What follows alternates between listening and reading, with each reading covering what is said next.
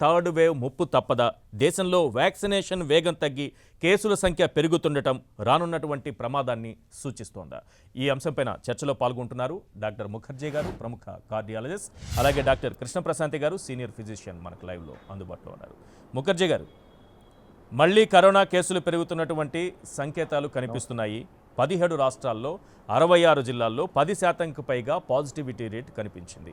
అంటే సార్, ఇక్కడ చూడాల్సింది ఈ 66 జిల్లాల్లో వచ్చినటువంటి దేశవ్యాప్తంగా 2.42% నిన్న కేంద్రం ఇచ్చిన గణాంకాలు మనం చూసినప్పుడు, కానీ ఈ 66 జిల్లాల్లో 10% పైగా పాజిటివిటీ రేట్ దేనికి సంకేతం? అంటే ఇప్పుడు ఈ 66 జిల్లాల్లో 10% పైగా ఉండటం అన్ని మనం ప్రిడామినెంట్గా చూస్తున్నాం. కానీ ఎక్కువ కేసులు, సుమారుగా 1/3 కేసెస్ కేరళ నుంచే కంట్రిబ్యూట్ అవ్వడం జరుగుతుంది. అదేవిధంగా నార్త్ ఈస్టర్న్ స్టేట్లో మనకి కేసెస్ పెరగడం జరుగుతుంది. అంటే కొన్ని పర్టికులర్ పాకెట్స్ నుంచి మనకి కేసెస్ ఎక్కువగా నమోదవడం మనం చూస్తున్నాం. మనం ఎప్పుడైనా సరే కేసెస్ తగ్గకపోవడం కానీ లేకపోతే పెరగడం కానీ చూస్తున్నప్పుడు మనం 2-3 ఫ్యాక్టర్స్ని మనం మనసులో పెట్టుకోవాలి. ఒకటి మేజర్ ఫ్యాక్టర్ ఏంటంటే పీపుల్ ఫ్యాక్టర్. అంటే మనుషులు ఎక్కువగా తిరుగుతున్నారా, ఎక్కువగా ఇంటర్మింగిల్ అవుతున్నారా, రిస్కీ బిహేవియర్లో చేస్తున్నారా అనేది ఒకటైతే, రెస్ట్రిక్షన్స్ సరిగ్గా ఉన్నాయా ఆ లొకేషన్స్లో లేదా అనేది చూసుకోవడం రెండోది. అయితే ఇంకొక ఇంపార్టెంట్ ఫ్యాక్టర్ ఏంటంటే వైరస్ ఫ్యాక్టర్స్ని మనం అంచనా తీసుకోవాల్సిన అవసరం ఉంది. అంటే వైరస్ ఇప్పుడు కొత్తగా అక్కడ ఏమైనా మ్యుటేషన్ చెందిందా, పాత మ్యుటేషనేనా, ఇప్పుడు అక్కడ ఉన్నది కేరళలో ఉన్నది డెల్టా వేరియంటా, దానికి ఎంత, లేకపోతే డెల్టా ప్లస్ వేరియంటా, లేకపోతే ఇంకేదన్నా వేరియంట్ వచ్చిందా అనే విషయం గవర్నమెంట్ ఆఫ్ ఇండియా చెప్పకపోవడం కొంచెం ఆశ్చర్యంగా ఉంది. ఎందుకంటే ఇప్పుడు మనం ఇప్పుడు పబ్లిక్ హెల్త్ ఇంగ్లాండ్ చూసామంటే ఇంగ్లాండ్లో ప్రతిరోజు కూడా మనకి ఏది ఎక్కడ ఎన్ని కేసులు వస్తున్నాయి, దాంట్లో ఆల్ఫా ఎంత ఉంది, డెల్టా ఎంత ఉంది అనేది చెప్పడం జరుగుతూ ఉంది. మన దగ్గర అంత మెషినరీ లేదు, మనం రియల్ టైంలో మనం అలా కనిపెట్టలేం. కానీ మనకి ఉన్నంతలో ఇప్పుడు కేరళలో ఒక 10 రోజుల ముందు వరకు మనం తెలుసుకోగలిగాం అనుకోండి, కనీసం 10 రోజుల ముందు డేటా అన్నా కనుక వస్తే కనుక దాన్ని బట్టి మనం ఫర్దర్ గా ప్లానింగ్ చేసుకోవడానికి, లేకపోతే ఏదైనా కొత్త వేరియంట్ ఉందా అనేది. యూపీలో కప్పా వేరియంట్ ఎక్కువగా విస్తరిస్తోంది అని చెప్తున్నారు. మరి కేరళలో ఎందుకు ఈ జీనోమ్ సీక్వెన్సింగ్ కానీ దీనిపైన పరిశోధన కానీ ఎందుకు జరగట్లేదు? అంటే జీనోమ్ సీక్వెన్సింగ్ మొత్తం సెంట్రల్ గవర్నమెంట్ చేతిలోనే ఉంటుందండి, రాష్ట్ర ప్రభుత్వం చేతిలో ఉండదు. మొత్తం కూడా వాళ్ళు ఇన్సకాగ్ ల్యాబొరేటరీస్ అనేవి ముందు 10 ల్యాబొరేటరీస్తో మొదలుపెట్టి తర్వాత 26 ల్యాబొరేటరీస్ వరకు ఇప్పుడు ఉన్నాయి మనకి. వాళ్ళు పాపం day and night DNA sequencing చేస్తున్నారు. అయితే ఆ సీక్వెన్సింగ్ చేయటంలో కూడా మనకి ఎక్కడైతే కేసెస్ పెరుగుతున్నాయో ఆ పాకెట్స్ని మనం తొందరగా చేసుకోవాల్సిన అవసరం ఉంది. ఎందుకంటే ఇక్కడి నుంచి కనుక మనకి కొత్త వేరియంట్స్ వస్తే మనం అది మిగతా దేశం అంతా మళ్ళీ స్ప్రెడ్ అయ్యే అవకాశం ఉంటుంది. ఎందుకంటే ఇప్పుడు వస్తున్న కేసుల్లో ఇప్పుడు సుమారుగా మీరు చెప్పినట్టుగా 42,000 కేసుల్లో 13,000 కేసులు మనకి కేరళ నుంచి వస్తుంటే ఈ 13,000 కేసుల్లో ఎంతమంది వ్యాక్సిన్ ఆల్రెడీ అయిన వాళ్ళు అనే విషయం మనకు తెలియాలి. ఎంతమంది ఆల్రెడీ ఇంతకు ముందు ఇన్ఫెక్షన్ వచ్చిన వాళ్ళు అనేది తెలిస్తే ఇది ఒకవేళ కొత్త వేరియంట్ కాదనేది మనం ఆ రకంగా కూడా చెప్పొచ్చు. అంటే వ్యాక్సిన్ ఎస్కేప్ వస్తోంది, లేకపోతే ఆల్రెడీ వచ్చిన డిసీజ్కి ఎస్కేప్ వస్తుంది అనుకోండి, అప్పుడు మనకి వేరియంట్ మారుతుందేమో అని అనుమానం వస్తుంది. దాన్ని ఇమీడియట్గా టెస్ట్ చేసుకుని దాన్ని చూసుకోవాల్సిన అవసరం ఉంటుంది. ఎందుకంటే అది ఏ వేరియంట్ అయినా మనం తీసుకునే జాగ్రత్తలు ఒకటే, కాకపోతే అది కొత్త వేరియంట్ అనుకోండి, ఇది కొత్త ప్రాంతాలకి స్ప్రెడ్ కాకుండా మనం చూసుకునే చర్యలు చేపట్టచ్చు. ఇప్పుడే కోయంబత్తూరు దగ్గర అక్కడ మిగతా రాష్ట్రాలు ఎక్కడైతే సరిహద్దుల్లో ఉన్నాయో వాళ్ళందరూ కొంచెం జాగ్రత్తగానే ఉన్నారు కేరళ నుంచి పాపులేషన్ మూవ్ అవడంలో. కానీ వేరియంట్ కనుక కొత్తది వస్తుంటే, లేకపోతే ఆల్రెడీ వస్తున్న వేరియంట్లో ఆల్రెడీ వ్యాక్సిన్ తీసుకున్న వాళ్ళలో కనుక కొత్త కేసులు వస్తుంటే కనుక మనం కంటైన్మెంట్ రీజియన్స్ ఎక్కువగా ఏర్పాటు చేసుకోవాల్సిన అవసరం ఉంటుంది. ఆ చర్యల మీద మనం దృష్టి ఎక్కువ పెట్టాల్సిన అవసరం ఉంటుంది. కాబట్టి ప్రజల బిహేవియర్ నియంత్రించడం అనేది అన్నిటికన్నా ముఖ్యమైన విషయం. వాళ్ళ జాగ్రత్తలు తీసుకుంటున్నారా లేదా అని చెప్పడం ఇంపార్టెంట్. ఎందుకంటే కేరళలో ఎట్లా ఉంటుందంటే, కేరళ అనేది మొత్తం కలిపి ఒక పెద్ద టౌన్ లాగా అందరూ కలుస్తూ ఉంటారు, ఎక్కువ తిరుగుతూ ఉంటారు, ఎక్కువ మొబిలిటీ ఎక్కువ ఉంటుంది కేరళలో. సో ఆ మొబిలిటీని తగ్గించడం కల్చరల్గా సాధ్యం కాదు కేరళకి. బట్ స్టిల్ వాళ్ళు కోవిడ్ అప్రోప్రియేట్ బిహేవియర్ తీసుకునేటట్టు చేయడం, ఆ వాటిని సందర్భంగా ఆ చర్యల మీద కాన్సన్ట్రేషన్ ఎక్కువ చేస్తూనే ఈ జన్యు సంబంధమైన పరీక్షలు కూడా సేమ్ టైం చేసుకోవాలనేది నా ఉద్దేశం. కృష్ణప్రశాంతి గారు, పూర్తిగా ఒక రిలాక్స్ మూడ్లోకి ఇటు ప్రజలు కానీ లేకపోతే ప్రభుత్వాలు కానీ వెళ్ళిపోయాయా?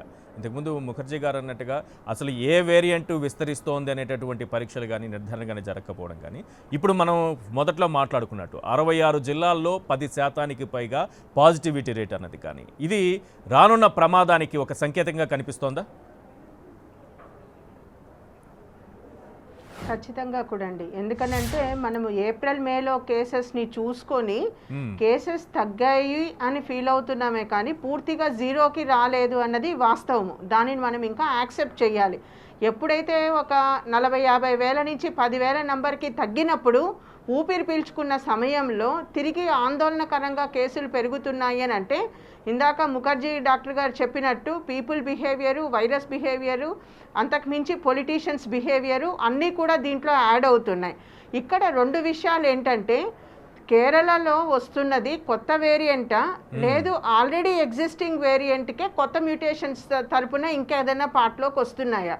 మనకు జీనోమిక్ సీక్వెన్సింగ్ కేవలము చాలా లిమిటెడ్ నెంబర్ ఆఫ్ ల్యాబొరేటరీస్కి డిపెండ్ అవ్వటము, వేగంగా రిపోర్ట్స్ బయటకి చెప్పకపోవటము, పబ్లిక్ డొమైన్లో మనకు డేటా అంతా కూడా లేకపోవటము, ఆ డేటాని అనలైజ్ చేసి కామన్ మ్యాన్కి రీచ్ అయ్యే విధంగా కూడా ప్రతిరోజు పబ్లిక్ హెల్త్ ఎక్స్పర్ట్స్ అన్నది బయట చెప్పకపోవటము, ఒక గ్రాస్ నంబర్ తగ్గిపోగానే ప్రజలందరూ తగ్గిపోయిందని భ్రమలో బయట ఎక్కువగా తిరగటము, ఇవన్నీ కూడా మల్టిప్లై అవుతున్నాయి.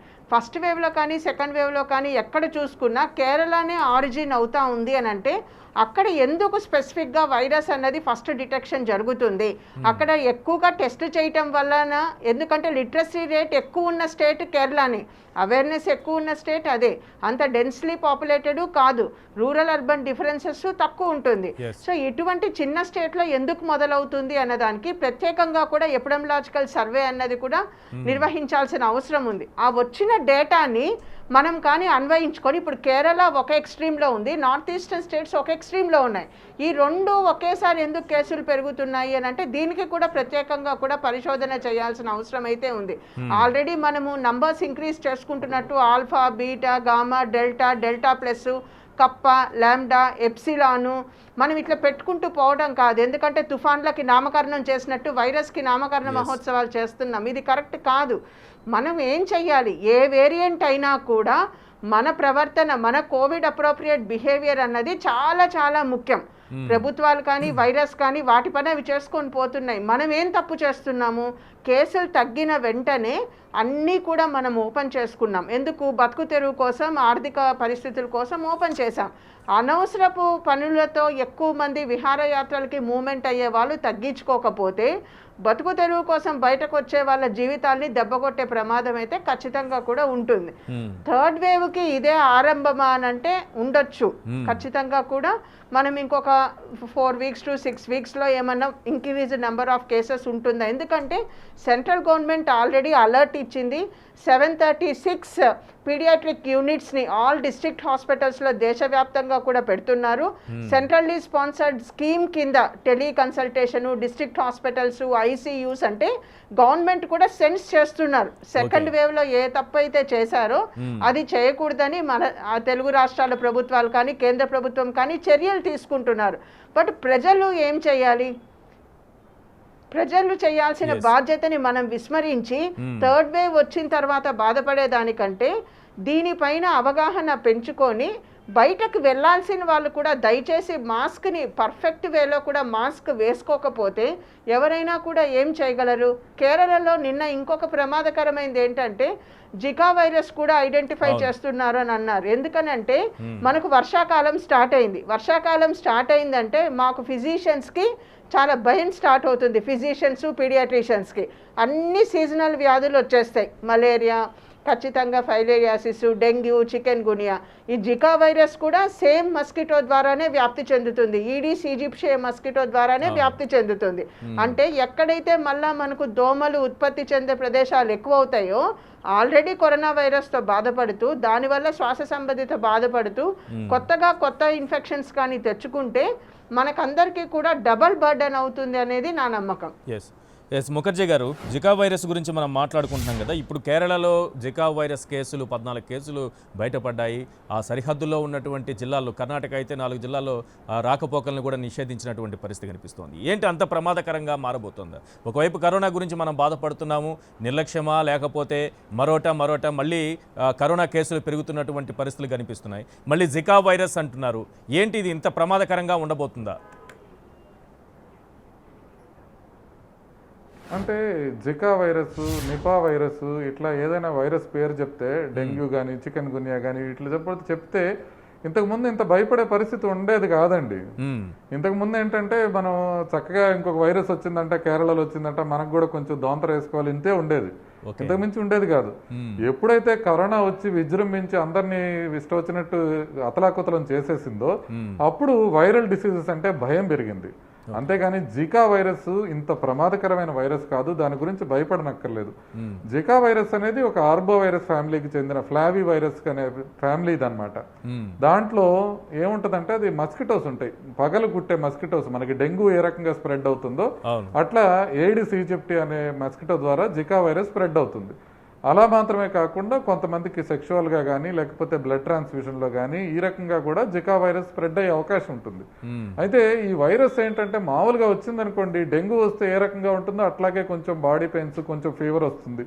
మెజారిటీ ఆఫ్ ది పీపుల్లో ఏం ప్రమాదం కాదు. అంటే కోవిడ్ లాగా న్యూమోనియా వచ్చి ఆక్సిజన్ డౌన్ అయిపోయి చనిపోవడం మనం ప్రాణాంతక వ్యాధిని మనం ఆందోళన చెందాలా, లేకపోతే వ్యాప్తి ఎక్కువగా ఉంటుందని ఆందోళన చెందాలా సార్?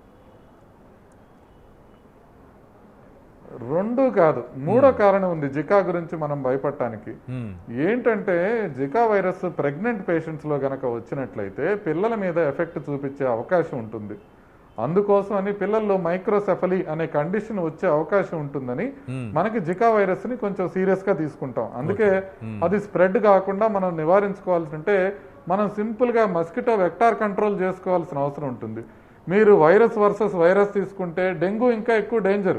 కానీ జికాతో మెయిన్ ఏంటంటే మనకి ఫీటస్ మీద, అంటే ఫీటస్ మీద ఎఫెక్ట్ వచ్చి మైక్రోసెఫలీ లాంటివి వచ్చే అవకాశం ఉంటుంది, న్యూరల్ ట్యూబులర్ డిఫెక్ట్స్ వచ్చే అవకాశం ఉంటుంది. కాబట్టి జికా వైరస్ ని అంత జాగ్రత్తగా చూస్తారు. కాబట్టి మనం ఏంటంటే మనం తీసుకునే జాగ్రత్తలు సేమ్. పగలు గుట్టే దోమల్ని మనం చాలా జాగ్రత్తగా ఉండాలి. అందుకని మనం మస్కిటో రిపెల్లరెంట్స్ కానివ్వండి, లేకపోతే మస్కిటో కంట్రోల్ మెషర్స్ కానివ్వండి, దోంతర్లు కానివ్వండి, ఇలాంటివి వాడుకుంటే సరిపోతుంది. ఎక్కడైతే వెక్టార్ కంట్రోల్ చేస్తామో జికాతో అసలు మనం భయపడనక్కర్లేదు. జికాకి మాస్క్ అవసరం లేదు. జికాను గురించి మనం రోజు ఆలోచించాల్సిన అవసరం లేదు. కేవలం ప్రెగ్నెంట్ మహిళలు ఎవరైతే ఉన్నారో వాళ్ళని చాలా జాగ్రత్తగా చూసుకోవాల్సిన అవసరం ఉంటుంది.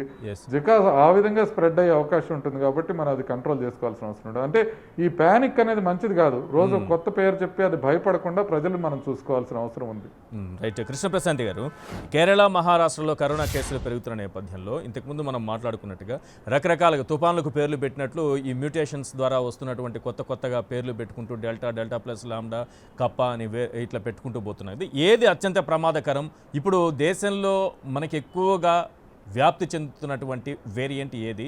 వీటిల్లో ప్రమాదకరమైంది ఏది? దాన్ని గుర్తించే పనిలో కేంద్ర ప్రభుత్వం కానీ మిగతా ఈ జీనోమ్ సీక్వెన్సింగ్ చేస్తున్నటువంటి సంస్థలు కానీ రాష్ట్రాలు కానీ దానిపైన దృష్టి పెట్టాయా? మనకున్నవి variants of interest, variants of concern, variants of high consequences అండి. వేరియంట్స్ ఆఫ్ కన్సర్నే మనకు ఆల్ఫా, బీటా, గామా, డెల్టా. వీటిల్లో మనకు సెకండ్ వేవ్ అన్నది డెల్టా ద్వారా వచ్చింది. ఇప్పుడు డెల్టా ప్లస్ వేరియంట్ థర్డ్ వేవ్కి ఆరిజిన్ అవుతుంది అని అనుకుంటున్నారు. సో ఇప్పుడు ఇస్తున్న లాంబ్డాన్ కానీ కప్పా కానీ ఇంకా కూడా వేరియంట్స్ ఆఫ్ కన్సర్న్గా కూడా తీసుకోలేదు. అక్కడక్కడే స్పొరాడిక్ కేసెస్గా కూడా రిపోర్ట్ అవుతున్నాయి. బట్ ఈ మహారాష్ట్ర, కేరళలో వచ్చిన జీనోమిక్ సీక్వెన్సింగ్ ఆధారంగా తీసుకొని డెల్టా ప్లస్ వేరియంటే ఫ్యూచర్ థర్డ్ వేవ్కి సీక్వెన్షియల్గా స్టార్ట్ అవబోతుందా అన్నదైతే ప్రెడిక్షన్స్ అన్నది కూడా ఉంది.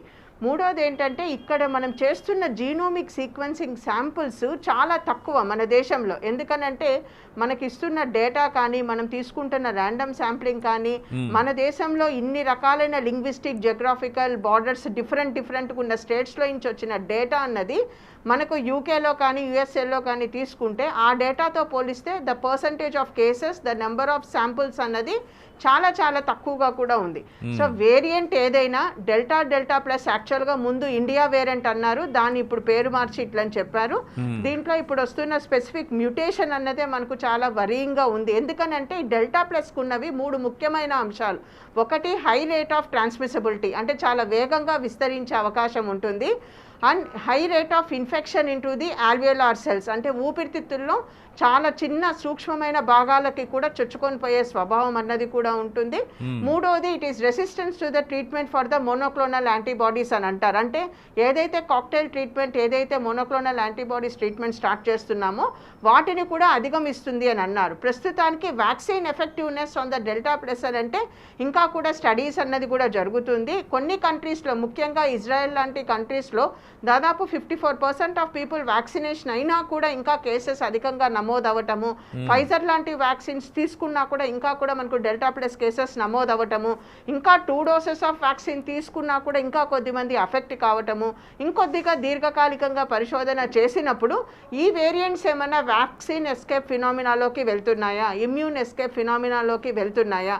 ఇప్పుడు చాలా మంది అడుగుతున్న ప్రశ్న ఏమిటంటే, మొదట్లో జనవరిలో వేసుకున్న వాళ్ళకి 8 నెలలు 9 నెలలు దగ్గరకు వచ్చేస్తుంది, 3వ డోస్ కానీ బూస్టర్ డోస్ కానీ వేసుకోవాల్సిన అవసరం ఉందా?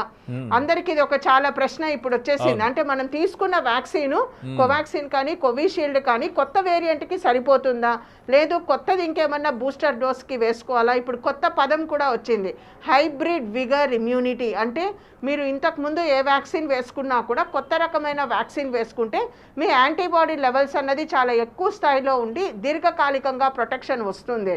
బట్ యాజ్ అండ్ మన దేశంలో ఇంకా 5% ఆఫ్ పాపులేషన్కే పరిపూర్ణంగా 2 డోసుల వ్యాక్సిన్ అన్నది జరగలేదు. 36 కోట్ల మందే వ్యాక్సిన్ అన్నది వేసుకున్నారు. ఇంకా ఫస్ట్ డోసు తీసుకొని వాళ్ళే చాలా మంది ఉన్నారు. కాబట్టి ప్రస్తుతానికి వ్యాక్సిన్ ఎఫెక్టివ్నెస్ ప్రోగ్రామ్ సెంటర్స్ అన్నది దేశంలో కూడా ఇంకా కూడా ఎక్కువ నంబర్ చేయాల్సిన అవసరం ఉంది. ఆల్రెడీ వ్యాక్సిన్ తీసుకున్న వాళ్ళల్లో వాళ్ళకి యాంటీబాడీస్ ఎంత లెవెల్లో ఉన్నాయి, డెల్టా వేరియంట్ కి ప్రొటెక్షన్ ఉందా లేదా అన్నది చూసుకోవాలి. అట్లనే కాకుండా అన్ని వయసు వాళ్ళపైన ప్రత్యేకమైన పరిశోధనలు జరగాలి. అంటే వృద్ధులు ఉంటారు, వాళ్ళల్లో ఏ లెవెల్లో ఉంది, యంగ్ వాళ్ళల్లో ఏ లెవెల్లో ఉంది. ఎందుకంటే వృద్ధులు కానీ, కార్డియాక్ పేషెంట్స్ కానీ, డయాలసిస్ పేషెంట్స్ కానీ, ఊపిరితిత్తుల పేషెంట్స్ కానీ చాలా మందికి న్యూమోకోకల్ ఇన్ఫ్లుయెన్జా వ్యాక్సిన్ ఇచ్చి ఉంటారు ప్రొటెక్షన్ గా. అడిషనల్ గా వీళ్ళు కోవిడ్ వ్యాక్సిన్ తీసుకొని ఉన్నారు. సో ఇట్లా 2-3 వ్యాక్సిన్స్ తీసుకున్న వాళ్ళలో ఎక్కువ ఉందా, ఒక వ్యాక్సిన్ తీసుకున్న వాళ్ళలోనే ఎక్కువ లెవెల్ ఆఫ్ యాంటీబాడీ ప్రొటెక్షన్ ఉందా, ఇవన్నీ కూడా ఏమంటారండి ఎక్కువ లెవెల్ ఆఫ్ రీసెర్చ్ అన్నది మన దేశంలో జరగాలి.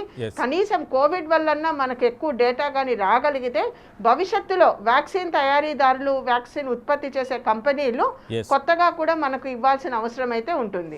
రైట్ ముఖర్జీ గారు, ఇక్కడ మనకి ఏ వేరియంట్ ఎక్కువగా ప్రమాదకరంగా మారుతోంది దేశంలో, ఏది ఎక్కువగా వ్యాప్తి చెందుతోంది, ఏది ప్రాణాంతకంగా మారుతోంది ఒక అంశం అయితే, ఇప్పుడు మనం వ్యాక్సినేషన్ దశలో ఉన్నాం కాబట్టి చాలా వేగంగా జరుపుకుంటున్నామని అనుకుంటున్నాము.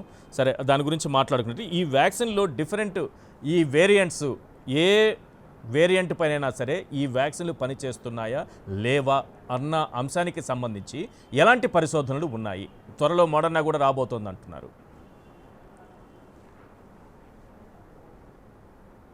అంటే ఈ వ్యాక్సిన్స్ గురించి వచ్చినట్లయితే మనకి అన్ని వ్యాక్సిన్స్ మన D614Gకి పనిచేస్తాయండి. అంటే ఇనీషియల్గా వచ్చిన వేరియంట్కి పనిచేస్తాయి. ఆ తర్వాత వచ్చింది ఆల్ఫా వేరియంట్ ఉంది. ఆల్ఫా వేరియంట్ కూడా ఆల్మోస్ట్ అన్ని వ్యాక్సిన్స్ శుభ్రంగా పనిచేసే అవకాశం ఉంది. పోను దాని ఎఫికసీ కొత్త వేరియంట్స్ వచ్చే కొద్దీ ఈ వ్యాక్సిన్స్ యొక్క ఎఫికసీ తగ్గుతూ పోతుంది. అంటే ఇప్పుడు ఆల్ఫా కన్నా బీటాలో కొంత తక్కువ ఉంటుంది, ఆ బీటా కన్నా డెల్టాలో కొంత తక్కువ ఉంటుంది. ఎందుకంటే ఈ కొత్త వేరియంట్స్ అనేవి ఏ విధంగా ఉత్పత్తి అవుతాయంటే మనకి ఈ వ్యాక్సిన్ యొక్క కెపాసిటీని దాటుకొని వచ్చే విధంగా ఉత్పత్తి అవుతూ ఉంటాయి. వేరియంట్స్ ఉత్పత్తి అయ్యే పద్ధతే అది. అందుకని ఇప్పుడు డెల్టాకు వ్యతిరేకంగా చూసినట్లయితే ఇప్పుడు ఆక్స్ఫర్డ్ వ్యాక్సిన్ అంటే మన దగ్గర కోవిషీల్డ్ ఉంది కదా, ఇది మొదటి డోస్ తర్వాత కేవలం 30% మాత్రమే ఎఫికసీ ఉంటుంది. రెండో డోస్ కూడా అయిన తర్వాత 60% వరకు ఎఫికసీ వస్తుంది.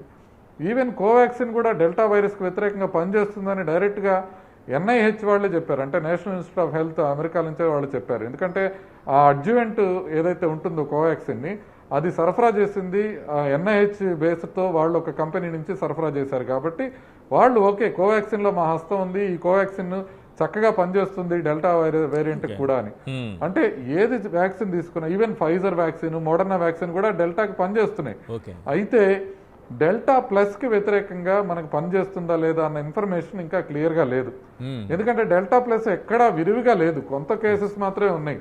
డెల్టా ప్లస్ ఇప్పుడు దాకా మనకి ఇండియాలో ఎక్కడ మెయిన్ త్రిపురలో కనపడుతున్నాయి. త్రిపురలో ఆల్మోస్ట్ 90% డెల్టా ప్లస్ వేరియంట్ వచ్చిందని తెలుస్తా ఉంది. ఓకే. సో అట్లాగే యూపీలో 2-3 కేసులే వచ్చినాయి. అందుకని డెల్టా ప్లస్ ఎఫికసీ చూడాలి అని అంటే మనం ఆ వ్యాక్సిన్ సీరా తీసుకొని మనకి ఈ వ్యాక్సిన్ దీన్ని న్యూట్రలైజ్ చేసి చూసినప్పుడు మనకి కొంత మేరకు తెలిసే అవకాశం ఉంటుంది. ఇప్పుడు మోడర్నా కనుమతి కాబట్టి ఇచ్చారు కదా ఇప్పుడే సార్, మనం డెల్టా ప్లస్ దీని గురించి పనితీరు ఎలా భయపడాల్సిన అవసరం ఏం ఉంది? లేదు. మోడర్నా వ్యాక్సిన్ పనితీరు ఎలా ఉంది సార్? మోడర్నా వ్యాక్సిన్ కూడా డెల్టా వేరియంట్ అగెనెస్ట్ గా కూడా బాగానే పనిచేస్తుందని స్టడీస్ వచ్చినాయి. కాకపోతే మోడర్నా ప్రాబ్లం ఏంటంటే ఇప్పుడు డైరెక్ట్ గా మనం సిప్లా వాళ్ళు మోడర్నా నుంచి కొనుక్కొని వచ్చి మనకి ఇవ్వడం కాదు.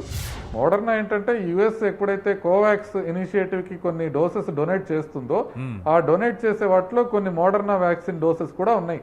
వాటిని మన దగ్గర అప్రూవల్ ఇచ్చినప్పుడు ఆ డోసెస్ బహుశా ఇవ్వగలుగుతారు. ఎందుకంటే ముందుగా మోడర్నా వాళ్ళు ఏం చెప్పారంటే 2020లో ఇండియాకి మాత్రం మేము సప్లై చేయగలిగిన డోసులు మా దగ్గర లేవు అనేది చెప్పడం జరిగింది. 2022లో మాత్రమే మేము సప్లై చేయగలం, 2021లో మేము సప్లై చేయలేమని. కాబట్టి ఇప్పుడు వచ్చే కేవలం అమెరికా నుంచి డొనేట్ చేసిన వ్యాక్సిన్స్ మాత్రమే వస్తాయి. ఏదేమైనా కూడా మనకి మోడర్నా వ్యాక్సిన్ వచ్చిన తర్వాత ఆ మోడర్నా వ్యాక్సిన్ ఎవరికి ఇవ్వాలి అనేది మనం ప్రయారిటీ లిస్ట్ తయారు చేసుకోవాల్సిన అవసరం ఉంది. మనం ఇంతకు ముందు ఆలోచించినట్టుగా ప్రెగ్నెంట్ పేషెంట్స్లో మనకి కోవాక్సిన్ కానీ కోవిషీల్డ్కి కానీ ప్రాపర్ స్టడీస్ లేవు కాబట్టి మోడర్నాకి స్టడీస్ ఉన్నాయి కాబట్టి ప్రెగ్నెంట్ పేషెంట్స్కి ఇవ్వాలని ఆల్రెడీ ఐసీఎంఆర్ డిసైడ్ చేసుకుంది కాబట్టి వచ్చిన మోడర్నా వ్యాక్సిన్స్ని ప్రెగ్నెంట్స్కి ఇస్తే బాగుంటుంది. ఆ విధంగా కనుక మనం ఇచ్చినట్లయితే మనకు ఆల్రెడీ ఒక అన్మెట్ నీడ్ ఉంది. ఎందుకంటే ప్రెగ్నెన్సీలో కోవిడ్ రిస్క్ ఎక్కువ ఉంటుందని మనకు తెలిసిందే. ఆల్మోస్ట్ 5.7% వరకు ప్రమాదం ఉంది అని చెప్పి ఐసీఎంఆర్ చెప్పడం జరిగింది. కాబట్టి ఈ వచ్చిన మోడర్నా వ్యాక్సిన్ ఏదైతే ఉందో దాన్ని ప్రెగ్నెంట్స్కి ఇస్తే కనుక బాగుండే అవకాశం ఉంది.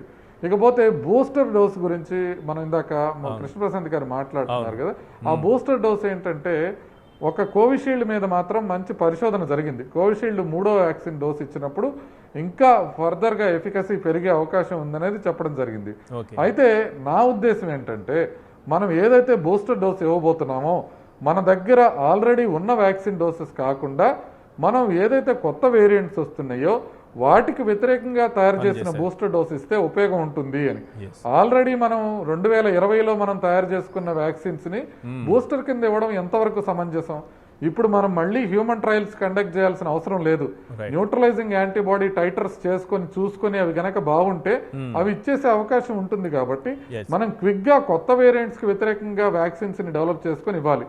ఫైజర్ కూడా బూస్టర్ డోస్ కోసం ఎమర్జెన్సీ యూజ్ ఆథరైజేషన్ కోసం అమెరికాలో అప్లై చేసుకుంది.